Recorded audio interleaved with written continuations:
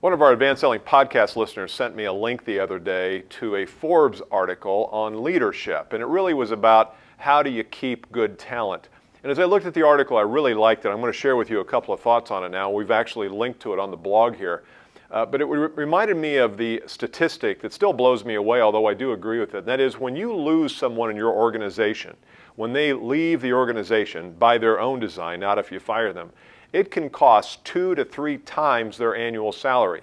In fact, an executive, it is thought to have cost a company $1 million when an executive from a mid-sized company leaves. So to bring on the right people is really important. To keep them is important. And I'm going to also add something else to this discussion today, which is how do you grow people? So let's look at the Forbes article first and some of the things that they said were important to keep good people.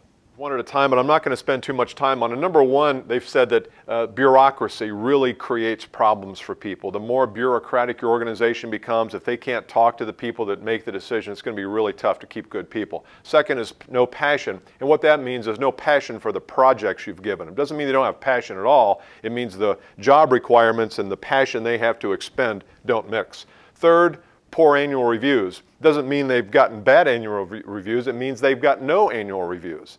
So if you have a team, make sure that at least annually, and personally I think it should be even more frequently than that, sit down and talk to people and get them to review you, you review them. Number 4, no long-term career discussion. They said it's amazing, 90-some% of organizations don't really have too much of a career discussion with people. Well, if you're in an organization, especially something that's over $50, $100 million in revenue, and you have good people, have a career discussion. Talk about where they want to go in their life.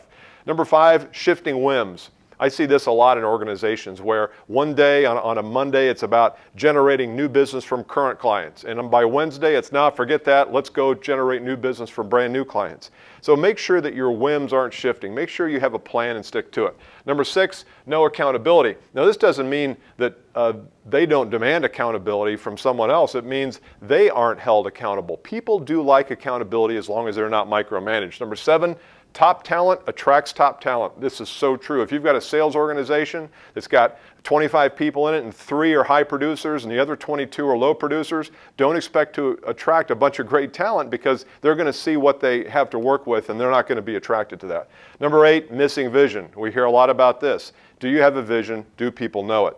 Lack of openness. Do you give your people a chance to come in and feedback on you? Do you do 360s? Do you give them a chance to say, here's what I need more of, here's what I need less of? And number 10, who's the boss? It could be that people leave organizations because they don't get along well with their boss. You know, the statistic that Hogan talks about is over 70% of people would not work for their former bosses again.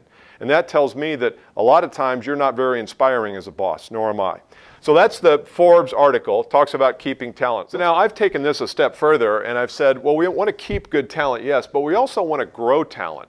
And I think it's up to the leaders of the organization to make sure that your talent, not only on the executive team, but also throughout the organization, grows and prospers, and you nourish that growth, because I sense that people usually are operating at about half to 3/4 capacity. So if you can keep them growing, you're going to understand and get rewarded financially for that.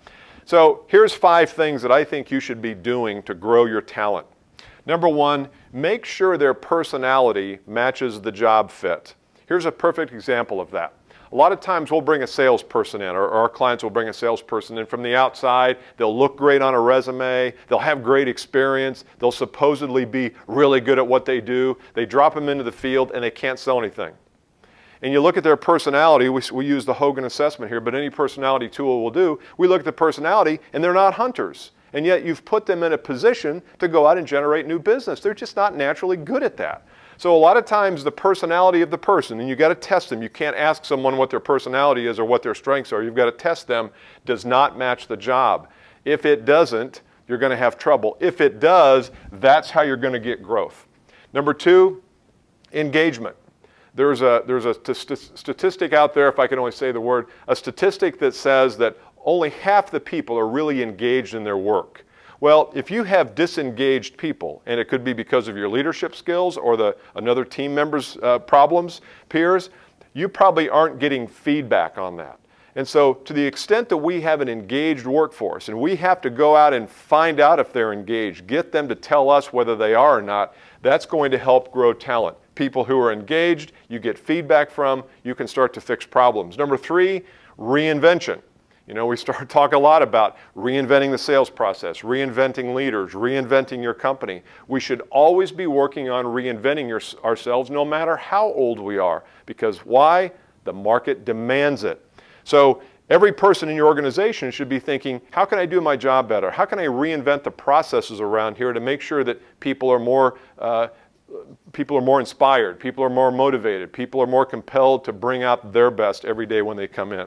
Number 4, a quarterly discussion on development. Remember back in the Forbes article it says annual reviews. We didn't have very many of them. Forget the annual reviews. Do quarterly reviews. Sit down with your people individually once a quarter, not for 7 or 8 hours, but for 30 minutes to an hour and say, how are we doing? What do you need help with? Where do you need to develop? You can't tell the person where they need to develop, although you can have a little input on it. I want people to come to you, your team, and say, here's what I need, Mr. Leader. Here's where I need help. Here's where I need additional skills. Have that quarterly. And number 5, make everybody own something. If you've got a team of 10 salespeople and they own their territory, sure, that's one thing, but give them special projects. You know, one of our clients has a special project where they're erecting a blog online and all the salespeople are going to contribute to that. One of the sales guys is a really good writer, understands blogging, has been doing it on his own for a while. He was put in charge of that. He's not making any more money on it, but it causes him to be really engaged in the business and it causes his peers to see how excited he gets.